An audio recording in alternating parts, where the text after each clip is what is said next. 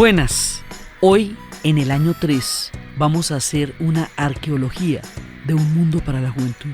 Vamos a hablar del momento en que el primer álbum de los Beatles salió a la luz en Inglaterra en 1963.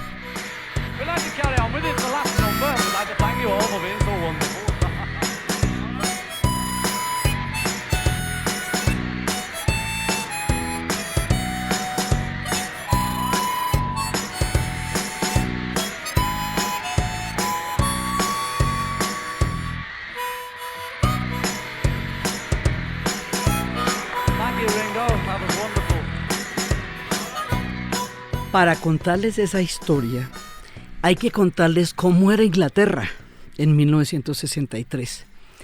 Resulta que Inglaterra tiene una posguerra amarga. Pues todas las posguerras son amargas, eso no es chévere. O sea, uno mirar qué quedó después de la destrucción. Ellos tuvieron años de bombardeos de parte de la Luftwaffe en el momento en que ellos no se rinden. Entonces los van a castigar durísimo. ¿Qué quiere decir años de bombardeos? Quiere decir que se destruye todo. Los bombardeos destruyen las casas, los puentes, la infraestructura, los postes. Todo queda arrasado. Entonces, todo toca reconstruirlo. En la guerra, cada vez que se hace una guerra, todo lo que se desbarata se tiene que volver a armar. Entonces, la reconstrucción de Inglaterra, como la reconstrucción de Europa, durará 15 años más o menos, y es absoluta, o sea, es de cero. Entonces, el tiempo en que la sociedad se va recuperando en términos de Producto Bruto Interno y de riqueza económica y todo eso, no es el mismo tiempo en que la gente en la vida cotidiana llega a tener el bienestar, eso se demora más.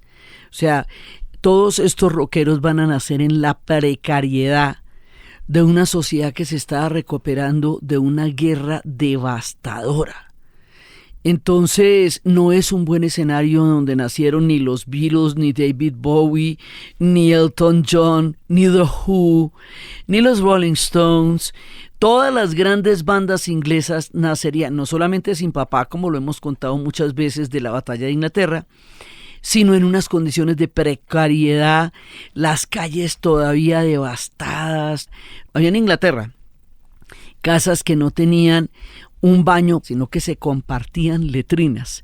Eso es importante porque como uno ve a los ingleses y a los europeos bollantes y siempre tiene una imagen de ellos como pueblos ricos, ellos vienen a ser así de propios después de la recuperación de la posguerra. Pero en la posguerra eran pueblos pobres, toda Europa era pobre, y va a haber una inyección económica gigantesca que van a hacer los Estados Unidos, porque Estados Unidos, a diferencia de Europa, no tuvo la guerra en su territorio, entonces no tuvo toda la destrucción que Europa sí tuvo. No paró su economía para hacer una economía de guerra, sino que hicieron una economía en todo sentido. Y además ganaron la guerra. Entonces, para el momento en que la guerra termina, ellos tienen la victoria sin las consecuencias devastadoras de la destrucción y una economía boyante que necesitará mercados. Los mercados para esa economía va a ser Europa, pero así como estaba, eso no podía ni con su alma. Entonces van a hacer una inyección económica enorme para la recuperación de Europa. Eso se llama el Plan Marshall. El Plan Marshall es un préstamo enorme que le van a hacer a todos los países europeos para que se levanten, o a muchos, porque hubo quienes no les tocó. Entonces, en esa época es cuando esta gente nace, en ese punto en que de las ruinas se están recuperando poco a poco, pero es un momento en que la cosa está todavía muy, muy mal. Los Beatles nacen en un contexto precario, en una sociedad obrera, en las afueras de un condado donde quedaba Liverpool. Ellos nacen en unas condiciones, como todos los demás rockeros van a nacer en unas condiciones muy precarias para poder salir adelante. Entonces, pero nacen con unas influencias musicales muy grandes, porque la música está totalmente cercana y rodeando todo, porque Liverpool es un puerto. La música llega a través de los puertos, por eso es que aquí, de los puertos y de las costas, por eso es que aquí la música llega por San Andrés y Barranquilla y Buenaventura, porque llega también de allá. Entonces ellos empiezan a tener influencias muy grandes, influencias del Caribe, porque Jamaica para ese momento todavía es una colonia británica.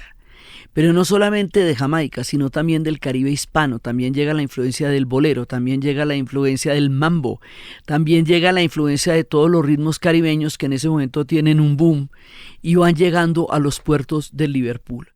Por otro lado, las tropas gringas están por toda Europa. Están ahí en ese momento y con las tropas llega el swing, llega el jazz, llega toda la influencia de la música de los Estados Unidos ahí puesta en las tropas. Entonces hay una cantidad de circulación musical en el momento en donde ellos van a estar y hay un momento en que no hay nada más que hacer para los pelados, o sea, ellos no tienen un mundo a donde llegar realmente. Ese mundo de la posguerra no es un mundo que les dé la bienvenida. Ellos van a construir ese mundo. Ellos lo van a crear por primera vez. Ellos van a crear este fenómeno que se conoce como un mundo para la juventud. Y ese mundo para la juventud, algo que fuera específicamente destinado a la gente que estaba entre los 14 y los 40 años. Antes la cultura no tenía ese fenómeno. Antes, como lo hemos dicho muchas veces, uno estaba chiquito y estaba en la onda de Walt Disney o era grande y se sostenía. Pero en ese tiempo en que se forman los seres humanos, con sus criterios, sus creencias, sus proyectos de vida, era simplemente una continuidad de sus padres. Pero es que aquí va a haber una ruptura muy grande. Es que no hay continuidad, no que los papás están muertos y las mamás están solas, Inglaterra está desolada. Ellos tienen que inventarse el mundo en el que ellos vivieron y eso es una parte importante del mérito que tienen. Ellos crearon un mundo que no estaba cuando ellos nacieron.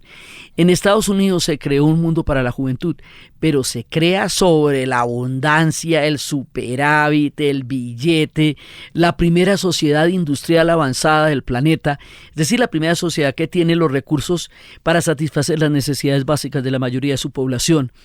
Y que salen es de una. Entonces en el rock en Estados Unidos pues tiene las guitarras, tiene las Fenders, tiene toda una adquisición de equipos musicales. Aquí no. Aquí se inventan un rock que es lo que se puede hacer.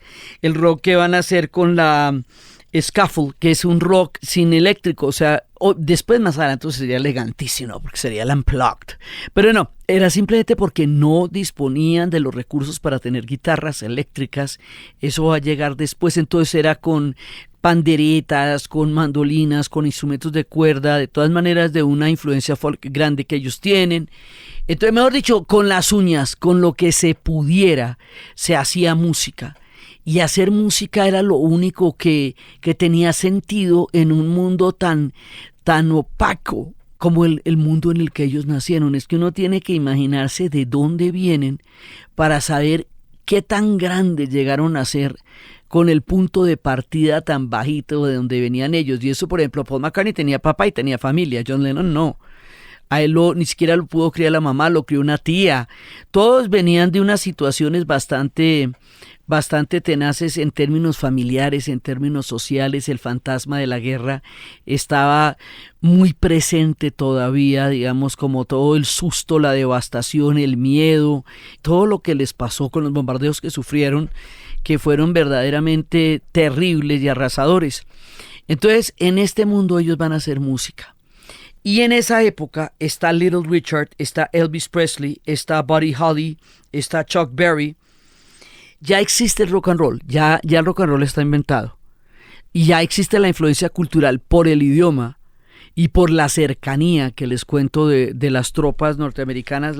La conexión entre Inglaterra y Estados Unidos va a ser una conexión sumamente cercana por lo que ellos llaman en espionaje la relación especial. Inglaterra y Estados Unidos se vuelven un equipo geopolítico a partir del momento en que Estados Unidos le va a dar toda la mano a Inglaterra, una vez que los Estados Unidos entren en la Segunda Guerra Mundial después del ataque a Pearl Harbor, después de que Inglaterra resistió solita un año, desde cuando empezó la guerra en el 39 hasta cuando entran los Estados Unidos. Cuando los Estados Unidos entra directamente a apoyar a Inglaterra. Y de ahí en adelante se hacen llaverías hasta nuestros días. Entonces, hay un vínculo que hace que el rock sea simultáneo en Estados Unidos y en Inglaterra, que se esté dando a ambos lados del océano. Y por el otro lado, la influencia más poderosa, pues, que la de las guitarras. La guitarra es un invento de los árabes desde las épocas del laúd. Va a llegar por los árabes a España y por España se va a esparcir por el mundo y va a llegar a estas tierras, primero acústica y más adelante cuando se pueda, cuando consigan un poquito de plata, se van a poder comprar una guitarra eléctrica y esto va a ser, digamos, una base absolutamente importante. Entonces ellos empiezan a tratar de formar una banda. En el momento en que se están formando las bandas, Liverpool se vuelve una escena de músicos. Todo el mundo está haciendo música y en todos los bares están tocando bandas. Son muchas bandas las que están tocando en esa época. Pues la inmortalidad la alcanzarían algunos, pero había muchos también en esa época. Están los de The Who, que se sentían totalmente marginados en esa Inglaterra de la posguerra y que eran los Mods y los Rockets. También están ellos. O sea, ahí están las bases de todo lo que sería el rock inglés. Y el rock inglés es el que va a crear un mundo para la juventud y va a surgir un producto cultural específico en una sociedad que no había conocido sino un largo legado imperial. Y ese es el momento también en que el imperio se está desbaratando, es el momento de la gran descolonización, en que la independencia de la India hace que el imperio se resquebraje. Entonces toda esa imagen del imperio perenne y duradero ya no es cierta en Inglaterra. Inglaterra está muy mal. Y entonces ellos ya no nacen en la gloriosa Inglaterra, sino nacen en una Inglaterra regular, gracias. Y entonces ellos no tienen esa imagen del gran poderío imperial porque ya no son eso. Son otra cosa, son un pueblo grumoso recuperándose de una devastación total. Entonces esta gente va a crear un mundo como puede, donde puede. ¿Y dónde se puede crear ese mundo? En los bares, tocando en los bares. Entonces ellos van a empezar a tocar en los bares. En 1957, dos jóvenes de 15 y 16 años se conocen en la iglesia de San Pedro en Liverpool. Y eso en la memoria colectiva es un momento muy importante porque esos dos jóvenes eran John Lennon y Paul McCartney. Y después se les va a unir un pelado todavía más chiquito que ellos, que se llamaba George Harrison y Papacito. Y los tres van a formar un grupo que se llama los Quarrymen.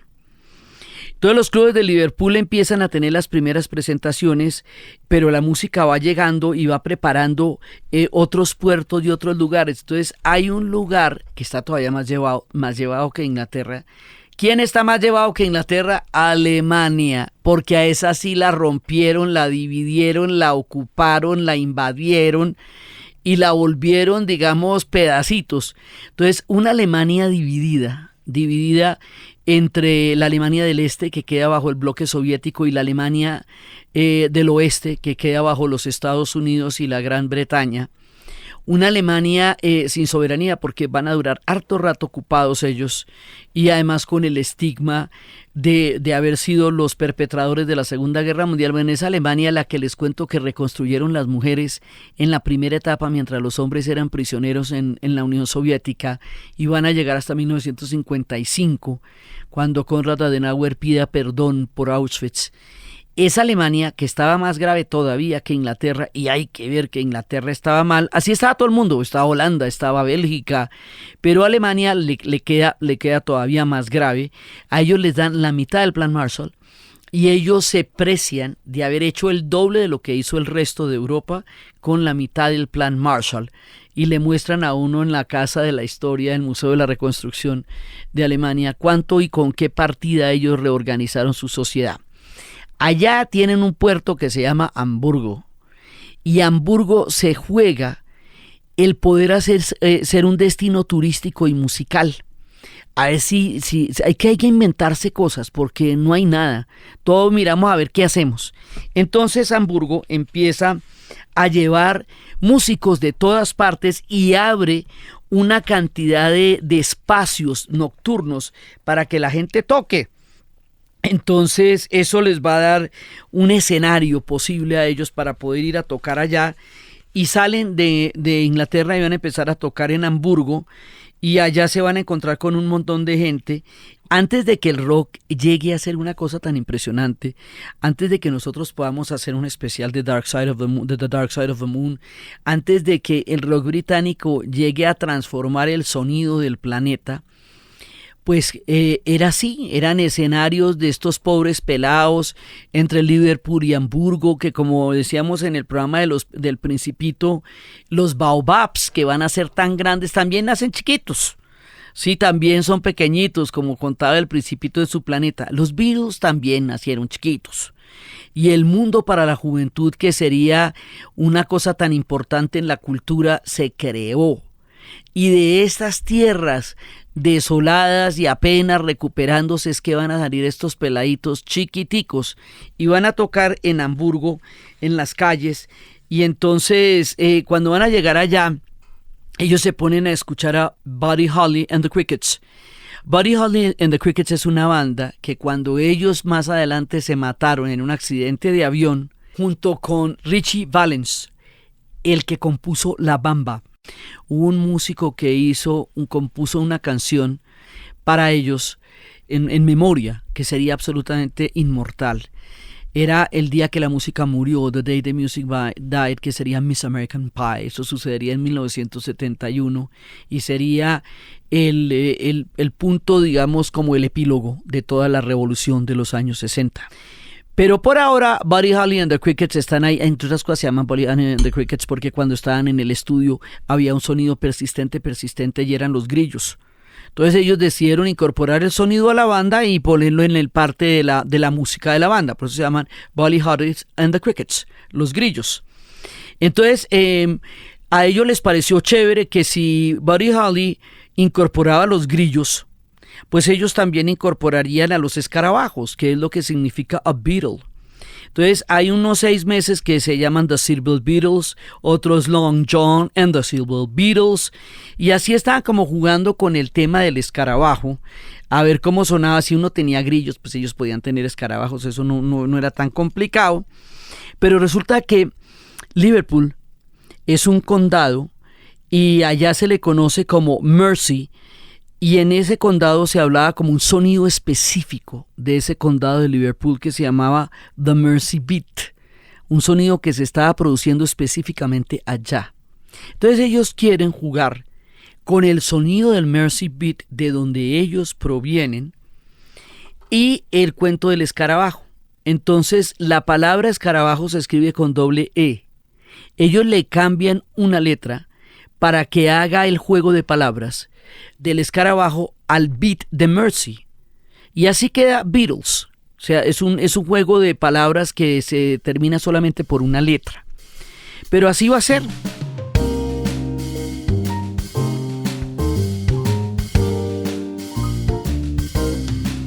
Este es el espacio de la pauta comercial.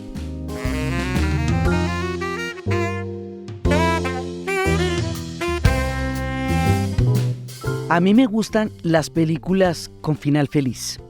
Yo soy bastante fresita y me gusta como una sensación de alegría en el cine. Entonces la película de la que les voy a hablar no es de esa línea, porque no es una de las películas de final feliz, es una película triste, bastante triste, y en eso hay que tener la claridad de que nos preparamos para eso y tenemos los Kleenex a mano. Es una película que nos cuenta la historia de una amistad entrañable, profunda, llena de ternura entre dos muchachos en su primera infancia. Una amistad donde la expresión del afecto, donde la expresión del cariño se da de la manera más simple, más honesta, más profunda, y crea entre ellos un mundo maravilloso que es esa amistad entre ellos dos. Pero resulta que en la medida en que los muchachos van entrando al mundo de los hombres, todas estas características amorosas empiezan a verse cuestionadas por los patrones de masculinidad existentes en la cultura actual. Entonces los muchachos empiezan a no poder manifestar la ternura, a no conocer el lenguaje de las emociones, a no poder expresar lo que sienten, a no saber cómo llamar a sus sentimientos, y van enterrando todo ese caudal de cariño y de ternura en el fondo de su corazón. Este proceso en la amistad de estos dos muchachos va a ser muy duro, va a ser terrible, y ahí es donde está el nudo de la película, por eso no les puedo contar de qué manera se da. Entonces, esta película vale la pena verla porque realmente nos pone el dedo en la llaga sobre el costo tan grande que tiene para los muchachos abandonar toda la expresión de ternura que hay en su corazón, que se le queda solamente para las niñas. Las niñas podemos expresar toda la ternura y toda la caricia y todo el cariño y la emocionalidad, pero a los hombres se les quita ese derecho. Ahí es donde está el punto central de la película, y esto es tratado con una maestría impresionante, con la actuación de este par de niños que van a llegarle a uno al alma. La película se llama Close, es de Lucas Dont y es ganadora del Gran Premio de Cannes y ha recibido numerosas nominaciones. ¿Dónde la pueden ver? Como siempre en movie.com/Diana Uribe. Entran, se registran y les dan 30 días gratis para que vean esta película y muchas otras curadas a mano, como son las películas de Movie. Continuamos con el relato.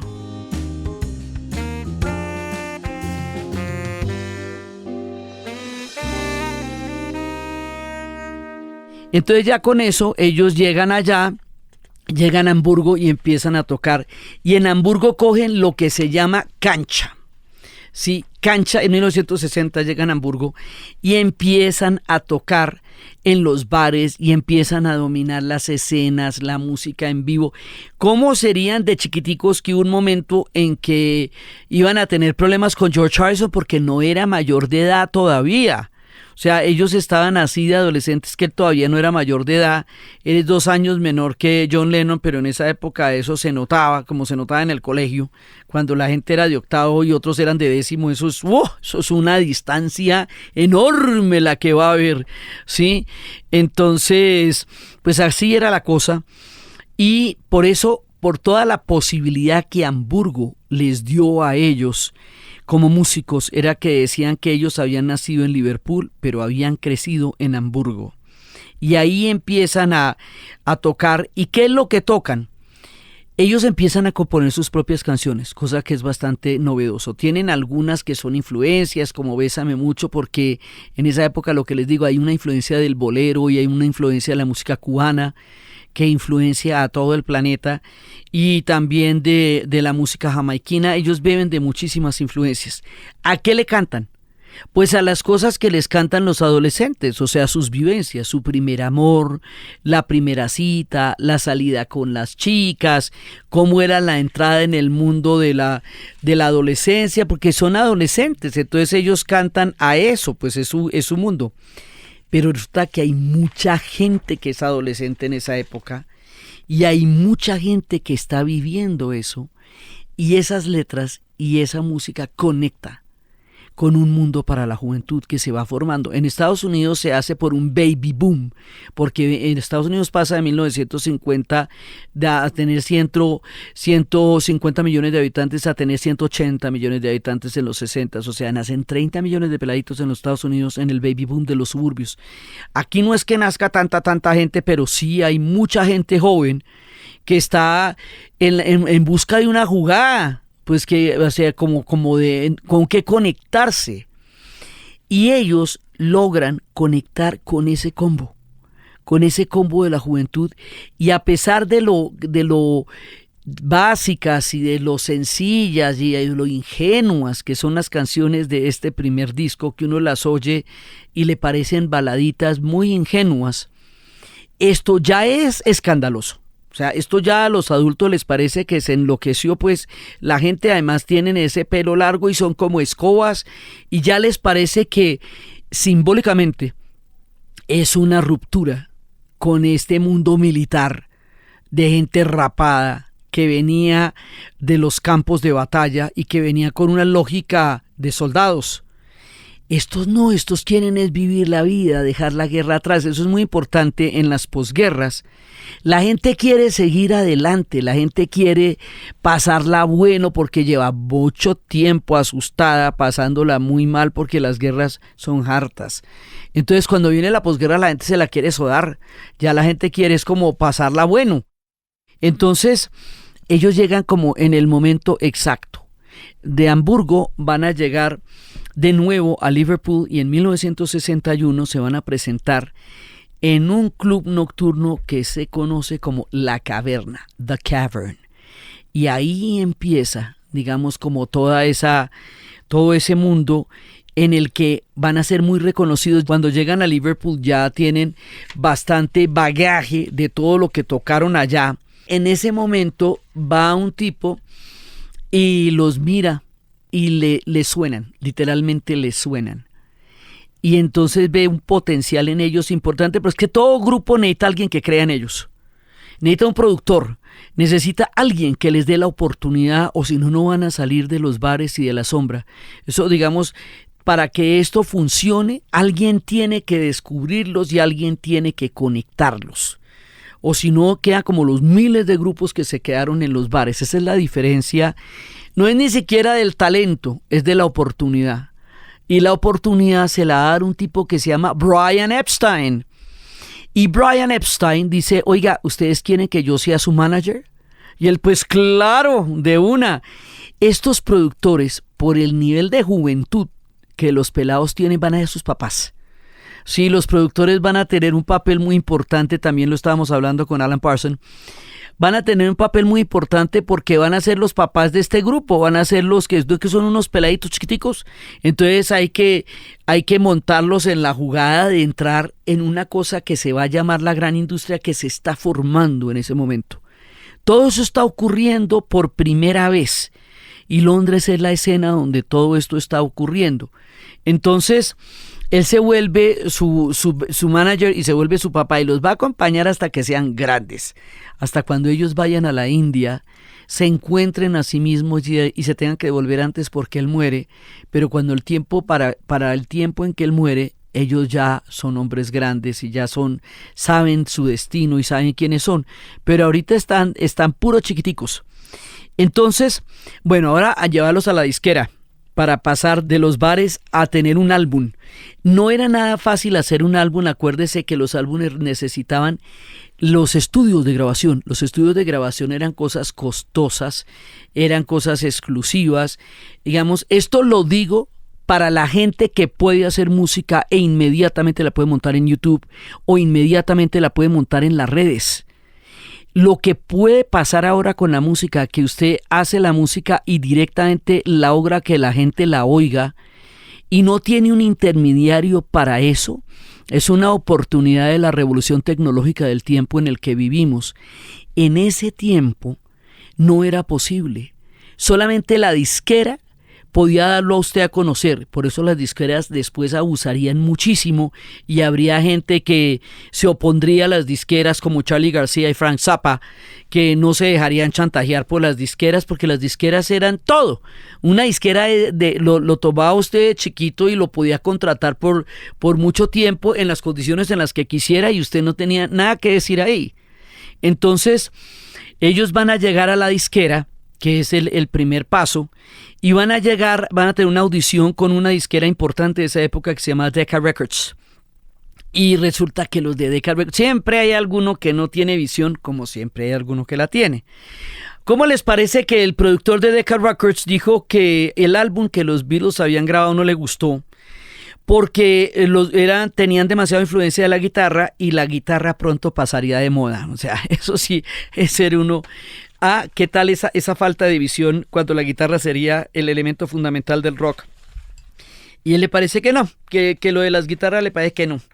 Entonces, bueno, no fue esa. Ellos ya tenían el disco, pero Decca no se los va a grabar. Entonces, Brian Epstein sigue tratando de lograr que ellos saquen un álbum y se va a encontrar con el productor de Parlophone, un sello subsidiario de EMI Records, que va a ser otro de los grandes sellos disqueros de la época. Le hicieron una audición a la banda y en esa audición pasaría la historia el nombre del productor de ese sello, que se llamaba George Martin. Y ahí tenemos otro de los grandes que va a ayudar al sonido de los Beatles. Acuérdese que el productor es el que acuña el sonido de la banda. Para llegar a la disquera hay alguien que pule ese sonido. Entonces él quiere que ese sonido sea básico, como el sonido era en los conciertos, porque quiere que se escuchen como se escuchen en vivo, que la misma frescura que tiene la banda que se va a producir en ese momento la puedan escuchar la gente en los discos como la vieron en los bares. Así que el 6 de junio de 1962 empieza la grabación de Please Please Me en los estudios. Una vez que empieza la grabación, que fue así prácticamente en vivo, hay un momento en que George Martin dice, pero ¿sabe qué? No me gusta el baterista, no me gusta. El baterista era Pete Best. Y él también pensaba que la banda no tenía mucho futuro, digamos, también hay un momento en que él dice que no, pues no le parece que tampoco sea la gran maravilla. No le gustaba el sonido del baterista y el baterista también se fue y entonces se consiguen otro baterista para la banda que también era otro de los que tocaba en las épocas de Hamburgo y lo llaman para que toque la batería. Este man se llama Ringo Starr. Y con él ya vamos a conjurar la inmortalidad, porque además Ringo va a tener un papel muy importante más adelante, porque como estos todos eran genios, él ni era genio ni quería ser genio, él lo que era bacán. Y esa bacanería de él, esa frescura de él, esa buena onda de él, es la que hace que la banda se mantenga cohesionada durante mucho tiempo, porque la batalla entre los tres genios va a ser dura a lo largo de las siguientes creaciones. Por ahora llega Ringo Starr con su batería y su naricita. Y el 22 de marzo se produce el lanzamiento de 1963, por eso estamos hablando de esto, de Please Please Me.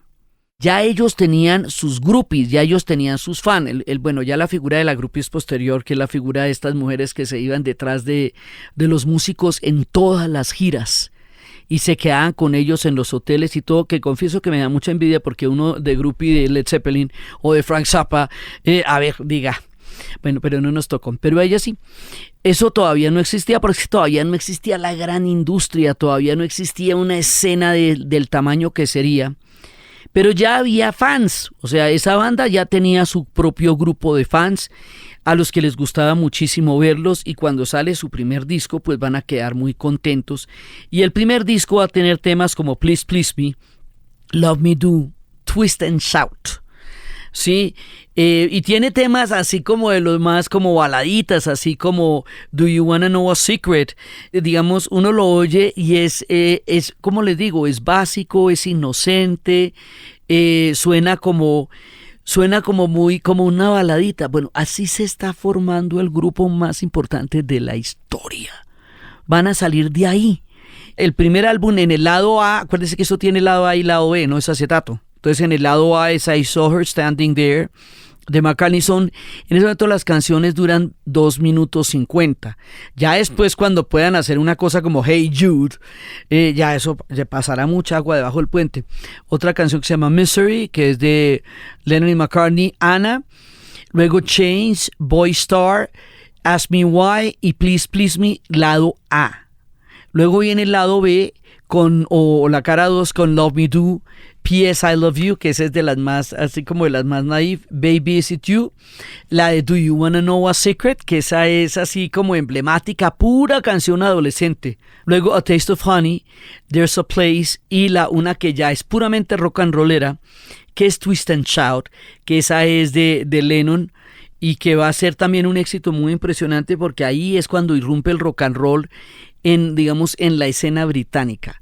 También pasa una cosa, en Estados Unidos cuando surge el rock and roll, pues el rock and roll irrumpe con una fuerza en una sociedad puritana que tiene, digamos, es que ellos son puritanos, ellos vienen de los cuáqueros, ellos vienen de una cantidad de comunidades religiosas que fundaron ese país mucho tiempo antes y que van a tener una tradición puritana que nunca se nos puede olvidar en la sociedad de Estados Unidos.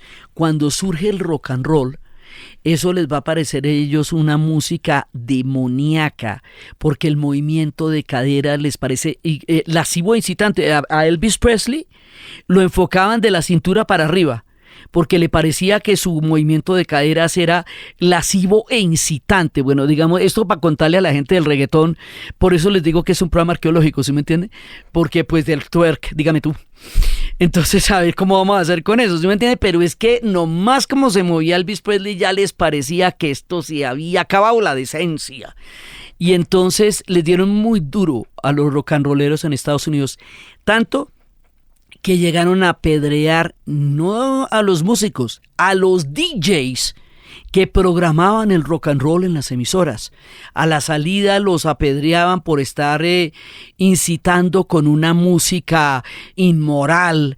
Entonces, digamos, la irrupción del rock and roll en la escena musical de una sociedad como la de los Estados Unidos fue disruptiva, fuerte, terrible, porque es un ritmo catártico que nos llevaba de un lugar muy diferente a donde estaban las baladas que estaban antes del rock and roll. Entonces hay un momento en que el rock and roll tiene una merma, una baja en la producción, porque es duro, es peligroso, es difícil estar haciendo rock and roll en ese momento en los Estados Unidos. Y mientras tanto se va incubando esta gran escena británica. Esto poco a poco va surgiendo. Entonces los Beatles sacan su primer disco y después lo van a llevar a los Estados Unidos y se van a presentar en la famosa presentación de Ed Sullivan en 1964. Y eso va a ser la locura. La llegada de los Beatles, el show de Ed Sullivan y la llegada de los Rolling Stones se conocerá con el nombre de la invasión británica y llega justo en ese punto en que hay una merma en la producción del rock and roll y este sonido con que ellos llegan, que es un sonido propio que ellos han elaborado de sus propias condiciones culturales, históricas y musicales y de todas las influencias que a ellos les llegó como puerto y como escena que se está formando en ese momento, va a arrasar en los Estados Unidos y va a crear la Beatlemanía. Y cuando se cree la Beatlemanía, empieza el camino a la inmortalidad. Esto va a ser tan importante que para 1964, cuando llegue al primer lugar de las listas la canción de ellos, A Hard Day's Night, se considera que el momento en que la canción de A Hard Day's Night llegue al primer lugar en las listas en los Estados Unidos es el comienzo de la contracultura. Se considera que la contracultura se cuenta a partir del momento en que llega A Hard Day's Night al primer lugar de las listas en los Estados Unidos y termina con la firma de paz de los acuerdos para terminar la guerra del Vietnam en París entre Henry Kissinger y Le Duc. De eso hablaremos en su momento. Pero digamos las coordenadas históricas pasan por lo musical y terminan con parar una guerra aterradora. Entonces, de ahí en adelante empieza la historia de todo lo que va a ser la fama de un grupo absolutamente extraordinario y ellos van a tener una cosa que es increíble. Ellos saben entender la época en la que viven y a la vez son influenciados por la época en la que viven. Su apertura hacia la experimentación, hacia los nuevos sonidos, hace que ellos vayan a mutar a lo largo de la década. Una década que en sí misma es mutante, porque la escena de 1963 no tiene nada que ver con lo que va a pasar en el 67 y en el 68, en la época de Woodstock, del movimiento antiguerra, en la época del verano del amor. O sea, la década va a mutar de una manera que nadie se imagina. Nadie se imagina que ellos van a estar en el verano del amor en el 67, que California se va a volver el escenario de una nueva manera de imaginar el mundo. Nadie se imagina todo lo que va a pasar ahí. Así que los grupos progresivos van a surgir, de rock progresivo van a surgir al final de la década. Todo eso es una gran sorpresa de la historia de la cultura y de la música. Pero los Beatles, a medida que van desarrollándose musicalmente, reflejan, entienden y cantan a todos los cambios que va a tener la década. Entonces ellos son rock and rolleros cuando el rock and roll, van a ser psicodélicos cuando la psicodelia, van a traer la India cuando llega la India, van a ser políticos cuando llega la política, y esa transformación que van a tener a medida que se transforma la década va a ser que la gente que los siga, todos puedan entender cómo está cambiando el mundo. Más adelante les van a pasar muchas cosas. Bob Dylan le va a decir a John Lennon que sus letras son intrascendentes, y a John Lennon le va a dar una crisis terrible y se va a sentar a crear, y van a tener esas mutaciones maravillosas que van a ser Revolver y Rubber Soul, cuando van hacia otro sonido completamente diferente y se vuelve esa madurez musical que va a llegar a su punto máximo con Sgt. Pepper's, pero esas son otras historias. O sea, de aquí para adelante esto se va a volver la locura, empieza la Beatlemanía, y la Beatlemanía no se había visto antes. O sea, un fenómeno de esos, de esta gente que era capaz de generar ese nivel de histeria y de locura en la juventud, eso no se había visto antes, eso lo inventan ellos. O sea, esa figura del rockstar, esa figura así gigantesca, que hoy ya es parte de nuestra referencia de la cultura, se la inventan ellos. Y no porque quieran, sino porque así pasó.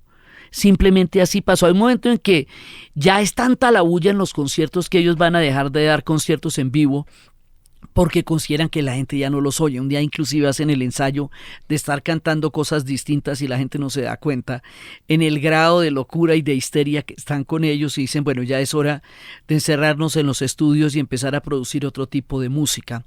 Pero esta primera etapa es importantísima porque ahí es donde se incuba todo. Todo lo que va a salir para que Inglaterra se vuelva lo que se volvió, para que vayan a salir grupos del tamaño de los que salieron, hubo que empezar. Y había que empezar en Liverpool y en Hamburgo, y en esos primeros días, desde la adolescencia, estos peladitos que estaban intentando hacer música y que llegarían, gracias al oportuno encuentro con Brian Epstein y George Martin, a poder convertir su música en acetatos, y los acetatos sonaron por la radio y viajaran a través del mar con la influencia de los ingleses y de los Estados Unidos, y en Estados Unidos conquistaran el planeta. Lo demás es historia.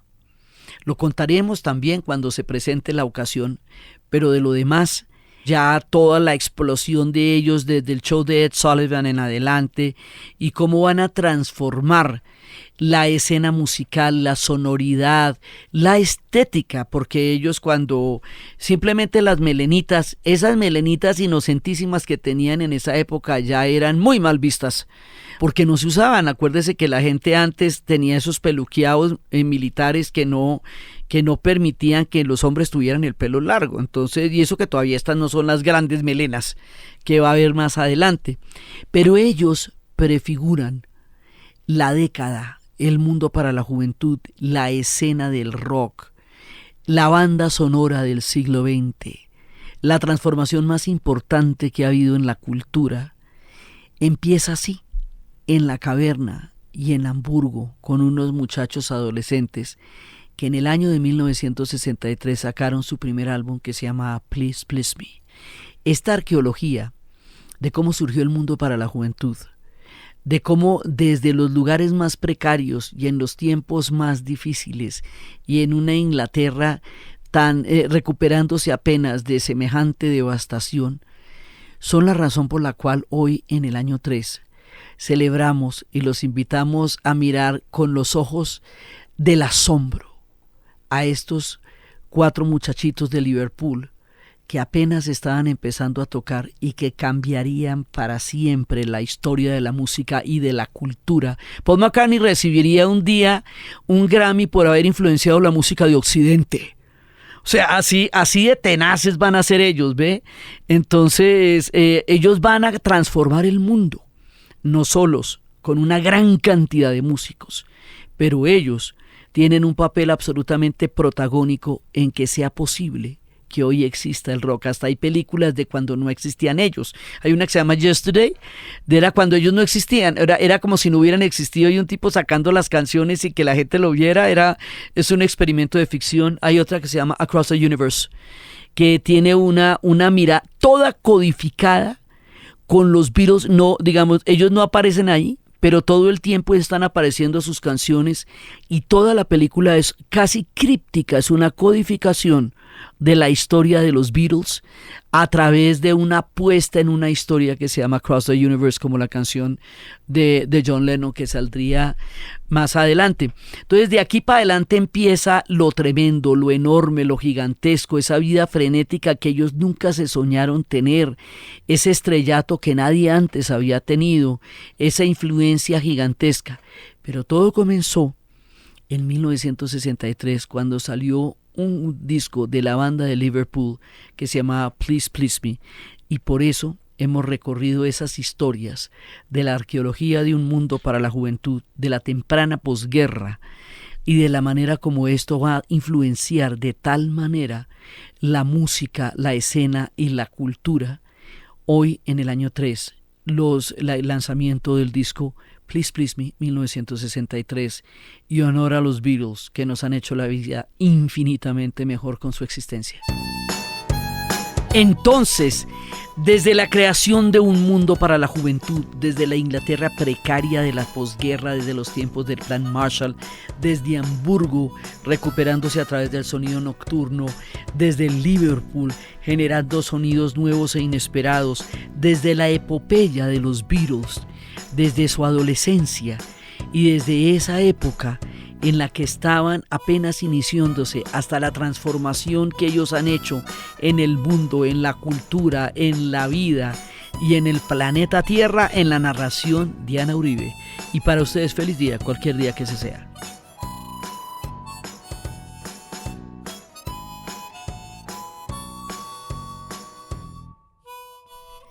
Este podcast fue grabado en Los Gatos Estudio y fue posible gracias al equipo de dianauribe.fm, que está integrado por Diana Suárez, Milena Beltrán, Arturo Jiménez Viña, con la musicalización de Eduardo Corredor Fonseca de Rueda Sonido, y con la ayuda fuerte y poderosa de Santiago Espinosa Uribe y Laura Rojas Aponte del podcast Cosas de Internet.